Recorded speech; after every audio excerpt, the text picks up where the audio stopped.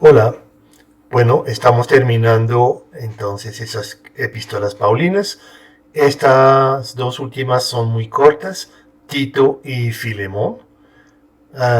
Tito es una carta netamente pastoral que vamos a estudiar ahora. Los objetivos ya los conocen, están ahí por si acaso, lo que tienen que tener. Um, pues vamos a trabajar juntos, así que pausen el video cada vez que lo necesitan y vamos a empezar a hablar de Tito. Bien, entonces el lugar y la fecha más o menos lo mismo que para las cartas a Timoteo, alrededor del año 65. El destinatario pues es Tito, como lo dice el nombre de la epístola.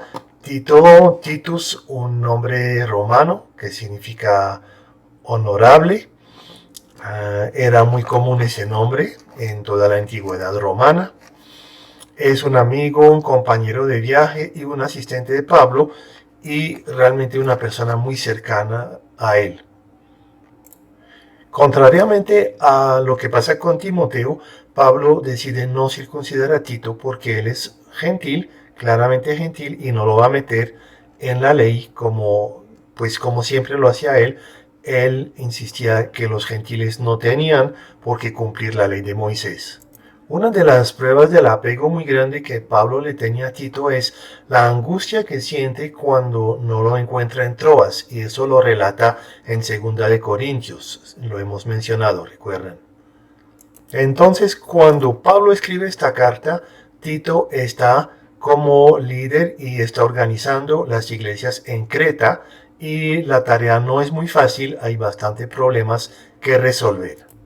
La situación en esta isla de Creta es problemática, la iglesia está desorganizada, los miembros tienen una conducta descuidada, mala, los hombres eran muy relajados en su fe, las mujeres dicen que las mujeres ancianas eran chismosas y tendían a embriagarse, las mujeres jóvenes eran ociosas y coquetas, y entonces Pablo le insiste a Tito diciendo, es que las buenas obras no nos salvan, pero son necesarias también. Es decir, que no somos salvos por obras, pero sí somos salvos para hacer buenas obras. En cuanto al esquema interno, encontramos que esa carta es bastante práctica y pues obviamente muy pastoral. Entonces da instrucciones tanto para Tito mismo como para los miembros de las iglesias de cómo hay que comportarse, de cómo hay que vivir una vida cristiana saludable y equilibrada. Todo eso se refleja también en los términos claves. Por ejemplo, Salvador aparece varias veces porque es el fundamento y la base de todo lo que creemos y hacemos, pero también está prudente, está buenas obras, y hay una cita de un poeta pagano que muestra que Pablo sí tenía letras. Pasamos entonces directamente al estudio de esta epístola, que empieza, como siempre, por una introducción y unos saludos, que es lo más común de todas las cartas de Pablo. En esta carta, Pablo se describe como esclavo de Jesucristo, se puede traducir siervo, doulos, pero es la palabra para decir esclavo también, es una palabra de servicio muy fuerte, pero también él es apóstol, es decir, que tiene la autoridad del apóstol, pero la sujeción del siervo, del esclavo. Inmediatamente después pasa a hablar de cómo designar ancianos. El anciano, es muy importante recordarlo, en el contexto es, digamos, el cargo de liderazgo más alto dentro de la iglesia. Entonces, dentro de la iglesia del Nuevo Testamento encontramos no pastores como vemos ahora, aunque existen pastores como una función, pero no es un cargo dentro de la iglesia, sino un cuerpo de ancianos, pueden ser 2, 3 o más, y ellos tienen las varias funciones, ojalá todas las funciones, ¿sí? dentro de la iglesia y ellos trabajan juntos. O sea que los ancianos son el cargo de autoridad dentro de la iglesia y su designación es muy importante. De hecho, era una de las tareas principales de Tito, era nombrar ancianos para que las iglesias no se queden sin liderazgo. La palabra entonces nos da bastantes indicaciones en cuanto a los ancianos, pero aquí tenemos tres que están más resaltadas. Una es pues que tenga una sola esposa, porque en aquel tiempo no había ninguna prohibición para un creyente que tenga varias esposas, los podía traer del judaísmo o del paganismo y no era el caso de echar una esposa a la calle para quedarse con una sola. Pero para un líder no era permitido. Por otra parte, que sus hijos sean creyentes. Si su casa está en desorden, pues no puede ser un anciano consagrado a su tarea porque tiene otras cosas que atender. Debe ser irreprensible. No significa que no tenga pecado porque eso no existe, sino que es una persona de confianza, una persona que no tiene fallas grandes, que tiene una vida ordenada, organizada, una vida buena. Si tuviera problemas graves, eso le va a restar autoridad y va a hacer que la gente se burle de él y no le haga caso, dentro y fuera de la iglesia. O sea que tiene que ser una persona de un buen testimonio y tiene que tener raíces firmes en la doctrina. Es muy triste cuando personas, sean líderes, sean pastores, sean lo que sea, se ponen a predicar pero no conocen la palabra de Dios. Tristemente eso pasa y enseñan cosas que no están en la Biblia pero que escucharon por ahí en una emisora de televisión, en una radio, no sé dónde, pero no los fueron comparando con la palabra. En aquel tiempo ellos no tenían tantos libros del Nuevo Testamento, pero tenían los del Antiguo y tenían las enseñanzas de los apóstoles y algunos textos como esta carta y otras que ya estaban circulando. Bueno, Pablo una vez más está hablando de los falsos doctores. Realmente han sido un problema por todo el tiempo de la vida de él. Ha sido algo feo, algo terrible, de tener siempre gente enseñando mentiras. Eso no ha cambiado, pero me sorprende que en la iglesia actual casi nunca hay ese cuidado frente a los falsos doctores, son muy poquito. Vamos muy poquito a la palabra, sino vamos bien a la fama del hombre, si es muy reconocido y todo esto, pero eso no debería ser el criterio principal.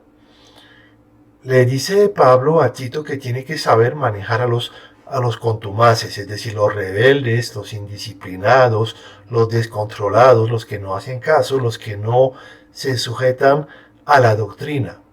¿Sí? La mayor parte de esas personas en aquel tiempo eran de origen judío. En la actualidad, pues eso es menos común porque ya no son tan numerosos en la iglesia, pero es decir, es gente que tiene un trasfondo de conocer la palabra, pero bajo otros parámetros que no son los parámetros del cristianismo. Entonces, las personas que conocen mucho, pero que no conocen a Cristo personalmente, pues son peligrosas dentro de la iglesia.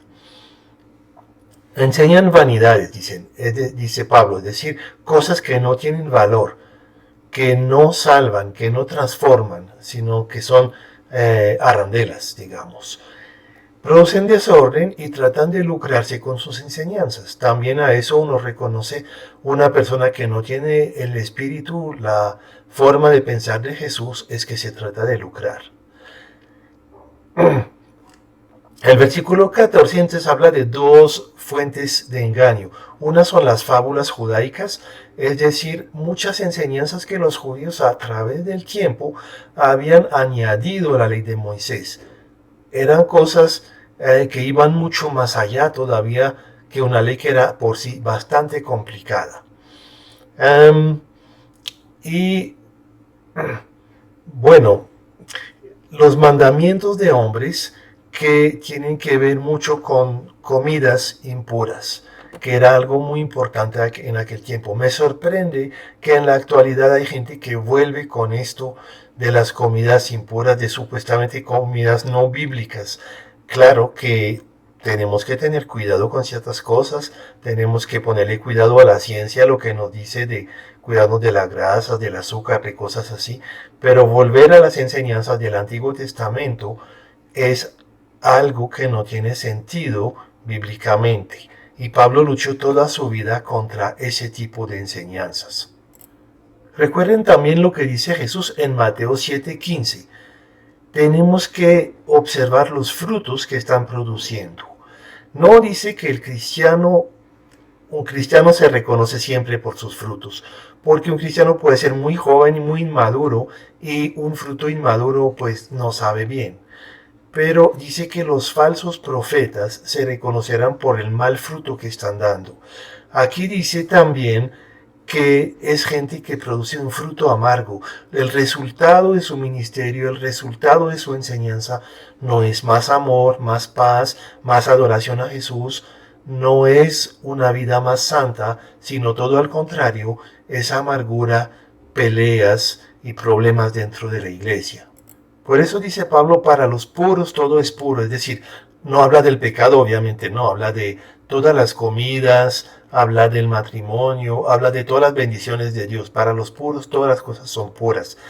Para los que no, todo se vuelve algo feo, algo fuera de la bendición de Dios. Entonces, los malos maestros van a producir siempre frutos amargos. Tengamos cuidado con ellos. Entonces, dicho esto, Pablo pasa a hablar de la conducta de los cristianos. Pablo, en todo su ministerio, en todas sus enseñanzas, ha recalcado que la conducta nunca salva, pero que la persona salva si cambia su conducta, que la conducta es importante. Otra vez lo digo, no para salvar, no va a salvar a nadie, pero la persona salva lo está demostrando por su forma de vivir. Entonces, habla de la gente de edad. Aquí no dice ancianos directamente, sino gente que tiene edad. Ya no es una dignidad espiritual, sino una edad cronológica, sencillamente, ¿sí? Deben ser personas moderadas, con dominio propio y una relación fuerte con Dios. El dominio propio es muy importante en la vida cristiana, porque hace que no vamos a hacernos esclavos de todas las tentaciones que pueden pasar. Puede ser la tentación de algo que queremos o la tentación de enojarnos o cualquier cosa. El dominio propio es una cualidad clave. Habla de las ancianas y por la forma como habla de la gente ahí, noten que se ve muchas veces la forma de comportar que tenían. Dicen que las ancianas tienen que ser decorosas, es decir, no descuidar su apariencia física, no portarse mal, hablar correctamente, también que no sean chismosas y que no sean alcohólicas, que parece que era un problema de la iglesia en aquel tiempo. También dicen que sean expertas en hacer el bien, o sea, que se preocupen por hacer el bien. Dice que las mujeres jóvenes que amen a su familia, que cuiden bien su hogar y que tengan una actitud positiva. Es muy importante la unidad del hogar, que el hombre y la mujer se lleven bien y tengan una forma de vivir juntos que demuestren que realmente hay un cambio, hay algo que ha pasado en su vida, ¿sí? Los jóvenes, dice, que sean prudentes, es decir, que no caigan en todo lo que se les ofrece. Y eso sigue siendo un desafío grande para los jóvenes de ese tiempo, de nuestro tiempo. Los siervos o los esclavos, ya no tenemos esclavos, gracias a Dios, pero todavía muchos de nosotros trabajamos para otra persona o hay gente que trabaja para nosotros. Entonces, que sean los que sirven, que sean sometidos, respetuosos y honestos.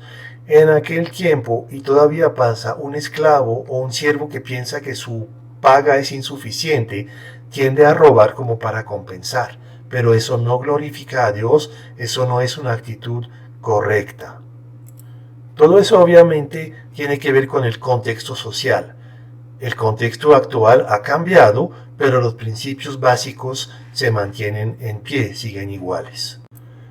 Entonces Pablo dice esto, dice, vivan una vida buena, vivan una vida honrosa, cuídense de las buenas obras porque ya fueron salvos. Entonces, no es el asunto de que ustedes, si no lo hacen, van a perder su salvación, pero sí se van a meter en problemas. Por lo tanto, Pablo nos da una explicación muy equilibrada. No trata de asustar a la gente, pero dice, lo que Cristo ha hecho por nosotros merece que nosotros también vivamos una vida santa y una vida fiel. Entonces la gracia tiene que ser vivida en esperanza y en obediencia, porque la gracia es el único medio para la salvación. No hay otra forma. Nadie se salva de otra manera que por la gracia del Señor. La gracia no es una licencia para vivir en desorden. Claro, se puede usar así, pero habrá consecuencias. Y entonces es una lástima desperdiciar algo tan maravilloso para hacer cosas sin valor. Vivimos en esta tierra esperando el regreso del Señor, esperando que vuelva Jesucristo. Y Él se entregó a sí mismo para redimirnos de nuestros pecados y para santificarnos, es decir, enseñarnos, darnos la capacidad de hacer las buenas obras que Él tiene preparada. Él, por medio de nosotros, se quiere manifestar aquí en la tierra. Aquí viene el punto tan discutido de sujetarse a las autoridades. No se trata de hacer todas las cosas que las autoridades nos dicen si son malas, porque la obediencia a Dios siempre es más importante. Pero mientras nuestra obediencia a Dios no esté, digamos, cuestionada, tenemos que obedecer a las autoridades para mantener un buen testimonio. Podrían haber dicho los cristianos de aquel tiempo que en una sociedad tan injusta y tan mala, pues tenían todo el derecho de ser rebeldes. Pero Pablo no está de acuerdo con esto y le dice que brillen más bien y no sean parte del desorden. Así que tenemos que ser portadores de paz. La lucha social no sirve para mucho. Claro que tenemos que luchar contra la injusticia en cierto momento, pero aún ahí en una actitud respetuosa y pacífica y no violenta. Ser amables y bondadosos con la gente para que ellos más bien sean atraídos al Evangelio y no rechazados. Ser compasivos y pacientes con los pecadores, recordando que nosotros hicimos algo parecido o similar en muchas oportunidades y más cuando no conocíamos al Señor. Y comportarnos realmente como los herederos, los representantes y, como dice en otra parte, como los embajadores de Cristo. Entonces Pablo termina con algunas recomendaciones a Tito, que empieza por esta expresión muy común en esas cartas pastorales, palabra fiel. La palabra fiel parece ser los versículos 5 a 7, que dice que Cristo nos salvó no por obras de justicia que nosotros hubiéramos hecho, sino por su misericordia, por el lavamiento de la regeneración y por la renovación en el Espíritu Santo, el cual derramó en nosotros abundantemente por Jesucristo nuestro Salvador, para que justificados por su gracia viniésemos a ser herederos conforme a la esperanza de la vida eterna. Vuelve a enfatizar Pablo, no somos salvos por obras, pero las obras son importantes. Por eso esta palabra sí es una palabra muy fiel. Por lo tanto, hay que insistir en un comportamiento adecuado por el bien de los demás y el bien de uno también y por el testimonio.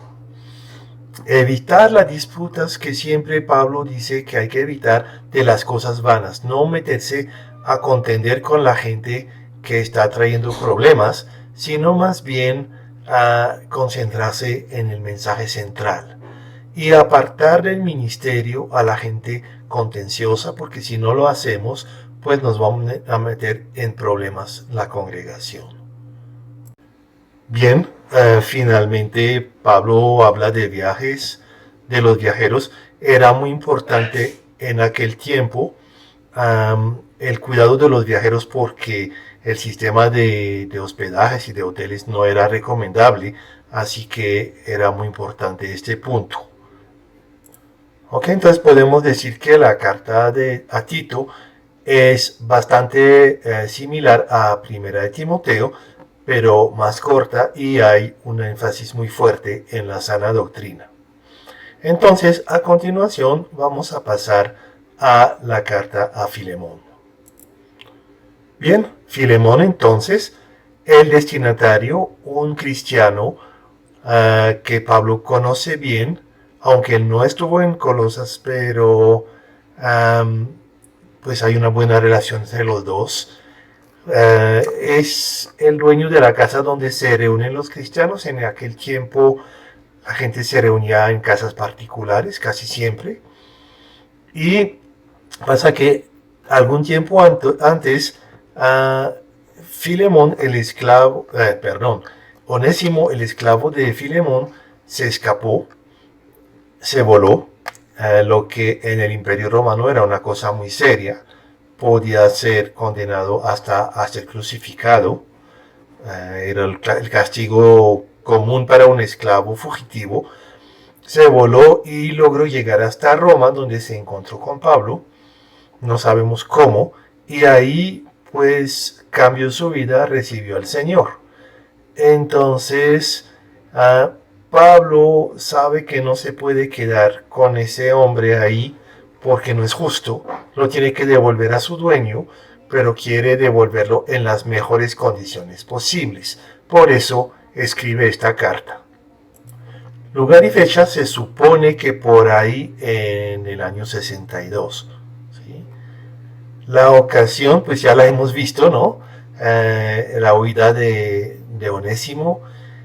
No se sabe cómo se encontró con Pablo en esa ciudad de Roma que era tan grande. Se habla de hasta 2 millones de habitantes. Era enorme para la época.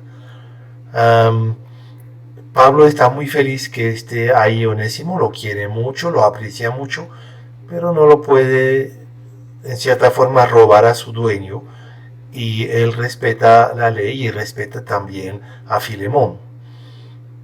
Entonces Pablo intercede frente a Filemón para que Onésimo no sea castigado en forma demasiado dura, para que sea acogido con amor, y él ofrece compensar el daño, porque de pronto no sé, no lo dice, si Onésimo robó algo antes de ir o si es el hecho de que por bastante tiempo no ha trabajado para su dueño y pues hay una pérdida en ese lado. ¿Sí? El esquema interno, pues una carta muy corta. Pablo trata de un problema privado y insiste mucho sobre el perdón, sobre la restauración, la vida nueva, y le pide a Filemón que reciba a Onésimo ya no como un esclavo, sino ojalá como un hermano, porque realmente, pues, porque los dos son hijos de Pablo, por un lado, pero más que todo, mucho más allá, los dos son hijos de Dios. Los términos claves, pues Pablo se define como un anciano, que eso no es tan común, o sea, ya está viejito, ya está apelando a esa edad. Hay un juego de palabras muy interesante, porque onésimo significa útil, y Pablo hace un juego de palabras entre que antes fue inútil, pero ahora es útil, y también habla de entrañas. Para un judío, la sede de los sentimientos no es el corazón, sino las entrañas. Ok.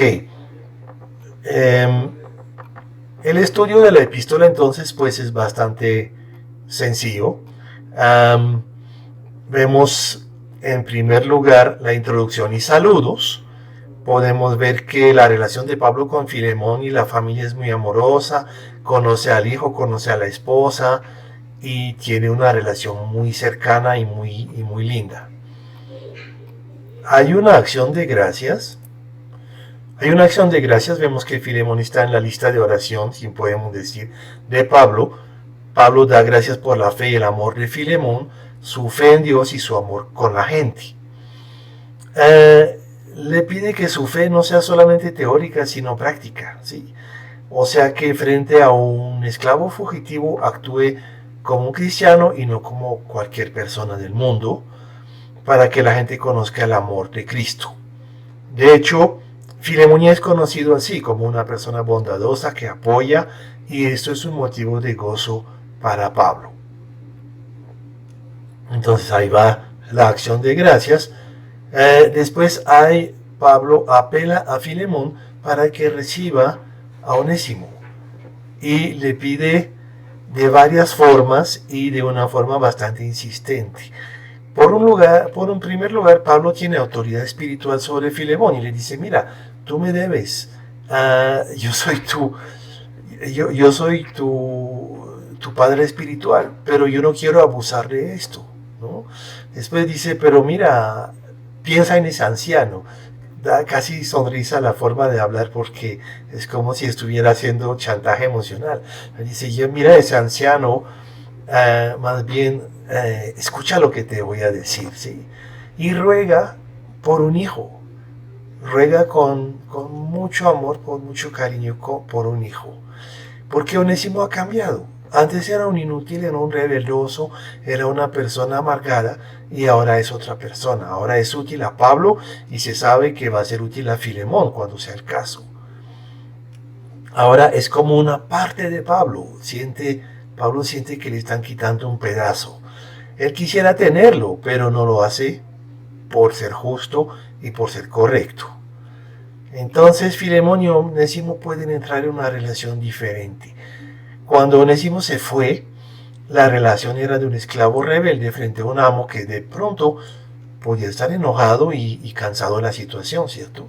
Ahora pueden tener una relación de hermandad a pesar de su diferencia en el estatus, porque hay algo mucho más importante que los une. Pablo apela entonces a la amistad, al compañerismo, como si fuera un saldo positivo en una cuenta. La amistad, una relación buena, es una cuenta realmente a la que apelamos en un tiempo de choque, en un tiempo de dificultad. Decimos, pues te voy a pedir algo incómodo, pero tenga en cuenta que hace tiempo que somos amigos. Dice, recíbelo como a mí mismo. Dice, yo pagaré lo que él te debe. Mira, yo lo escribo de mi mano. O sea, casi Pablo le firma un pagaré a Filemón. Dice, déjame que yo saque algún provecho de ti, porque quiero que confortas mi corazón. Tú has confortado los corazones de muchos otros, conforta el mío, por favor. Y después dice, yo confío que me harás caso, yo sé que me vas a hacer caso, aún vas a sobrar. Sí. Y en conclusión le dice, mira, prepárame un cuarto porque yo te quiero visitar. Uno se puede preguntar por qué una carta tan personal, de un motivo tan, digamos, tan casual, porque se encuentra en la escritura. Hay algo que es increíble, que es muy interesante en esto, es que la Biblia no ataca de frente la esclavitud. La esclavitud era una plaga en todo el Imperio Romano. Se dice que había hasta la mitad de la población eran esclavos. Algunos más o menos bien tratados, los que vivían en casa particular, lo que eran esclavos de casa, pero en las minas, en los cultivos grandes, en muchos lugares los usaban como mano de obra barata y morían después de 3, 4 años de sacarles el jugo, de no darles casi comida. Era una cosa horrible y la Biblia no ataca de frente la esclavitud. No hay un texto en la Biblia que dice hay que acabar con la esclavitud no es de Dios, eso no se encuentra. Pero esta carta está socavando la esclavitud. Le está diciendo a una persona, trata a tu esclavo como tu hermano. Y eso es sumamente importante. En el cristianismo no hay diferencia en las personas, que sea rica o pobre, que sea esclava o libre, que sea hombre o mujer, que sea de una nacionalidad o de la otra, no hay diferencia. Entonces Filemón puede ser hermano. ¿Y cómo va a tener un hermano como esclavo? Eso no va a durar mucho. Así que el cristianismo llega a socavar la esclavitud a través de los siglos y poco a poco se desvanece, pero no a través de una ley, sino a través de una práctica de amor y de una vida transformada en ese nivel.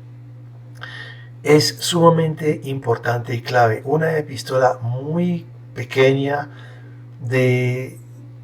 pues, de muy poca enseñanza teórica, pero que realmente tiene un impacto mucho más allá de su tamaño real. Entonces, una epístola que es un regalo para nosotros y que es un regalo para la humanidad.